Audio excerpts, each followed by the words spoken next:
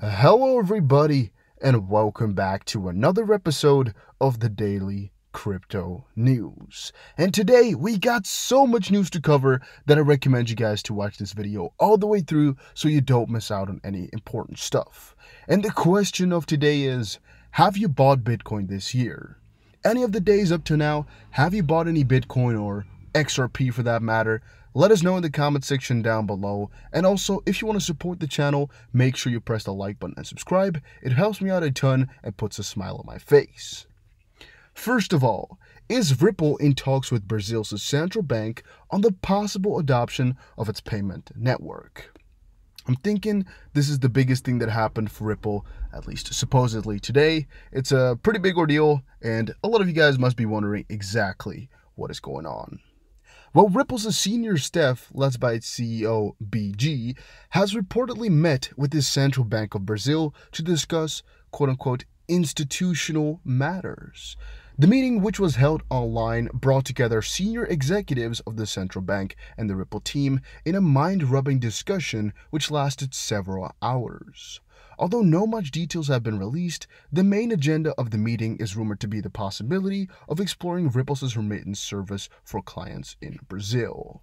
And I think it's actually pretty interesting to see that this whole discussion is going on really with the central bank over at Brazil, right? It's not just some small financial institutions / companies over there, but no, they're taking it to the higher ups.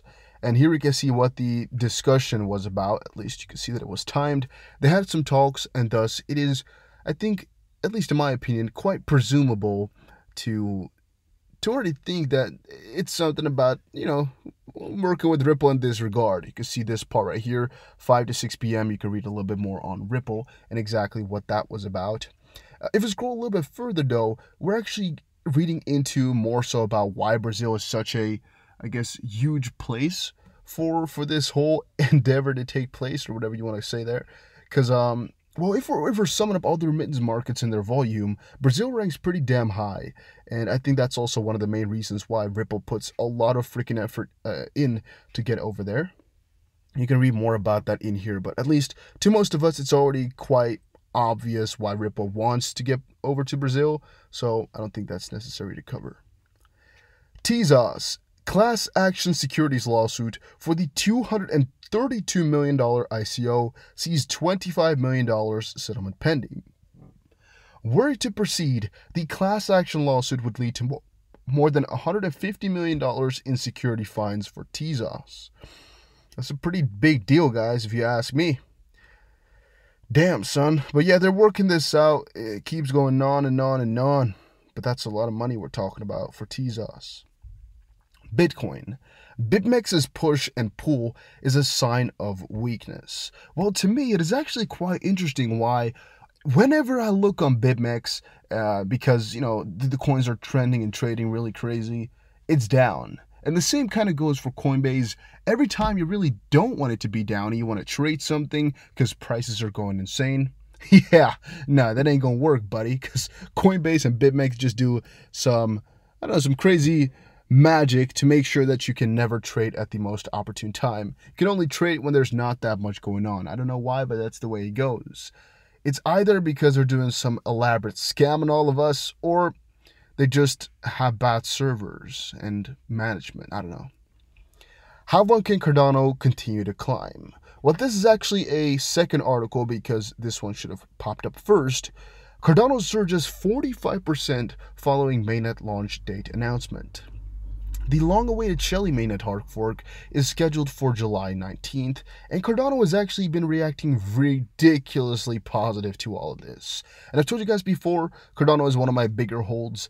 I would not say that it's a bigger percentage, but it's one of the coins I believe in ridiculously much. If you just check the channel, we have at least 150 videos on Carano on there, just because, what they do is just really great, all right? And we're not going to get too much into detail here. What you should know is that for a very, very long time, they were more so a concept and something we used to talk about what they could do and what their plans are, but realization was pretty far off. And now that we're really finally seeing one of their faces they've talked about for years materialize, now people are just really rejoicing. It's really ridiculous how happy people are. And that's also now seen in the price. We got another roadmap, I believe, as well. We got some more info, all shared by Charles Hoskinson. You can see here IOHK Engineering, Carano Shelley rollout plan. You can see everything that's going to be popping up. The official hard fork of Shelley on July 29th, which is when the Byron era officially changes over into Shelley. But of course, for I guess a long time now already, we're in a pre-transition phase, and from the June 23rd on out, I believe, we're going to start into the real transition phase from Byron to Shelley, which again is the phases that Cardano is in.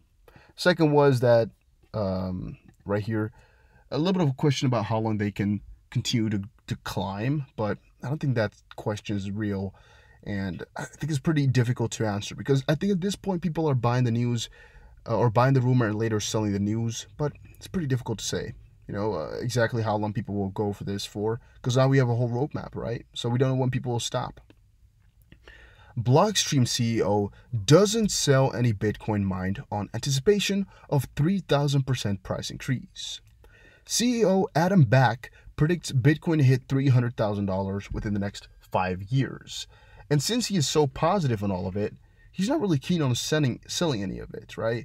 And he also said earlier this year that $100,000 doesn't seem far-fetched, and now he has put it at $300,000 in 5 years, which is, again, a pretty good reason why you would not sell all your Bitcoin right now. At least, to me, that sounds quite freaking logical.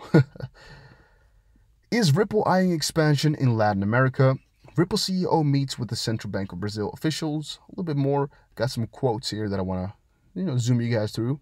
To quote, apart from this venture, Ripple already has clients like Santander Brazil, Remessa Online, BEXS, Banco Bradesco, Ituao Unibanco, Frente Corretora de Cambio, Banco Topiazo Banco Rendimento, as well as BTEC Global in the country. And also another quote, Brazil is a leader in innovation in the fintech sector, and Ripple has differentiated itself in this sector as it provides solutions already proven to solve real problems, paving the way for the rest of the South American continent. So yeah, pretty excited about all of that and what it has to bring. I'm waiting. Ripple and Moneymatch offer free remittances to everybody in India. Well, yeah, it's kind of working that way. I should have reread it. I should have said free remittance service to India, because, it's never really for everybody, but on the other hand, it is. Malaysian fintech company Moneymatch, that runs its cross-border remittance service on RippleNet blockchain technology, has announced that it would be granting people from around the globe free fund transfer service to India. And that's again why I said I should reread it, because it's not like everybody in India is getting this free service. I think it's only from Malaysia to India, a one-way thing, because I think most people send money that way. It could also be that it's also the other way around, but I couldn't find any info on that. So, yeah. The cross-border remittance platform said it's making fund transfer to India easy and costless with the use of a promo code. This way, the two fintech companies plan to support the community in the best mean they can during this period. And that's basically talking about the period that we're in right now, where they want to make it very, very cheap for everybody. And there's a couple of other companies working with Ripple right now that are doing all of that. I believe here we can read about that. In a separate development, XenPay declared it collaborated with Ripple to offer UK workers costless transaction service during this period to ease the pressure on people. Users who use XenPay platform would execute transactions for free between 3rd of April and 3rd of June 2020. So that's already over though, but I guess it's cool to know. Ripple has no plans to launch its own stablecoin, says the CTO David Schwartz. Now, he just posted on Twitter a pretty interesting tweet, if you ask me, and it reads, "We are interested in stablecoins issued on the XRP ledger, both with counterparties, many of which currently exist, and XRP collateralized, which would require extensive new XRPL code. We have no plans to launch one ourselves though, so don't worry about that." So basically, one of the big worries I saw a little while ago, I'm talking about like a month ago or so, was that Ripple was to do something with this stablecoin to leave XRP completely obsolete.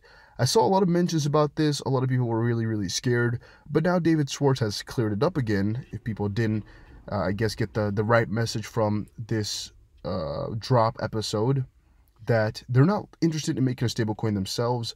However, they are interested in, I guess, helping out stablecoins that come on XRP. Even though at first their stance was really different, where they were not that supportive of coins hopping on XRP. Crypto Ratings Council may rate Tron, Polkadot, and Nervous token as securities. Unofficial report. The quick look. The Crypto Rating Council preliminary reports show 3 altcoins, Tron, Polkadot, and Nervous Network, are highly likely to be deemed securities. While the official reports may change in tandem with the changes in the new Howey test, the 3 currently rank higher than XRP, which led the previous report at a score of 4 out of 5. I'm pretty much wondering as well what's going to be coming for Tron, right? Because they're trying their best to blink out, but they're also kind of digging their own grave, it's kind of looking like. VeChain. VeChain social metrics explode and prices quickly follow. So I've been telling you guys about VeChain for a very, very long time as well. It's another one of my favorite coins out there, and pretty often do I report saying that they've done something amazing again. Now at this point, I don't really know exactly what they're talking about, as we're talking about 4 hours ago and the price did not budge whatsoever. But yeah, some social metrics have exploded. VeChain social engagement metrics exploded by roughly 80% of all interactions being bullish. The chatter seems to be focused on a partnership the VeChain Foundation scored with one of the largest pharmaceutical companies in the world. If the hype continues, VET could break above the overhead resistance and march towards almost 1 cent. Well, to me, again, that's stuff that's amazing to hear, but I don't know exactly where this is all coming from. I mean, social engagement most of the time comes from developments and crazy things, right? It's not the other way around. It's not like social engagement is going to lead the price. It's the price leads the social engagement, or the developments lead social engagement. So that makes me wonder exactly what is going on that people are so extremely happy about that wasn't here a couple of weeks ago. And it's a pretty extensive analysis, and if you're interested in some of the depths surrounding it, I really recommend checking it out. However, to me, it's all just another vague idea that's not going to put any new money on my board or any new intel, because all the big things, developments I read on, and price talk, I don't really care too much about. Why June is the most important month for crypto is what we're going to be covering in our 5-minute crypto video that's coming out later today, maybe in a couple of hours, maybe in like a lot of hours. At least it's coming out today. So make sure you also subscribe to that channel. A link is in the description below. Also, Bitcoin no longer dependent on derivatives trading. The digital asset industry entered the final month of Q2 2020 after bidding farewell to what was a very critical month for Bitcoin. The world's largest currency, Bitcoin completed its 3rd halving in May, and while many expected it to surge, its bullish momentum subsided a couple of weeks after the event. All wasn't lost, however. While many expected a steady period of correction after the halving, Bitcoin managed to hold its own on the charts as the crypto asset continued to maintain itself above 9K. The positive nature of Bitcoin was also underlined by Deribits' latest institutional newsletter. According to the newsletter, the exchange set a new options volume record of 10.7 thousand contracts and registered a significant increase in terms of Ethereum interest as well. Reported on all-time high open interest also fueled community sentiments, as the exchange noted a total of $1.4 billion in Bitcoin options, which to me is really crazy. Additionally, the total turnover in terms of USD was above $14 billion. And however, the most crucial fact about these figures is the astonishing turnaround since April 2020. In the past, sentiment in the derivatives market has always improved or declined steadily, but the difference between April and May has been night and day. April 2020 resulted in a 47% slump from the previous month, and it noted the second lowest monthly returns for the exchange since April 2019. However, in May 2020, the total turnover hiked by 61%, with the month of May registering the 3rd highest USD turnover since August 2019, with over 332,000 Bitcoin options contracts and over 1 million Ethereum options, 132% up from April. The derivatives market played its part in May of 2020. But guys, that was it for this video. Hopefully you all enjoyed. If you did, make sure you press the like button and subscribe. And see you guys again in another cool crypto video. There's a lot coming today, I believe. You know, we have so much news going on that I think I can show you guys some more cool stuff. But make sure you subscribe, make sure you press the like button, make sure you check out my other channels. See you guys again in another one.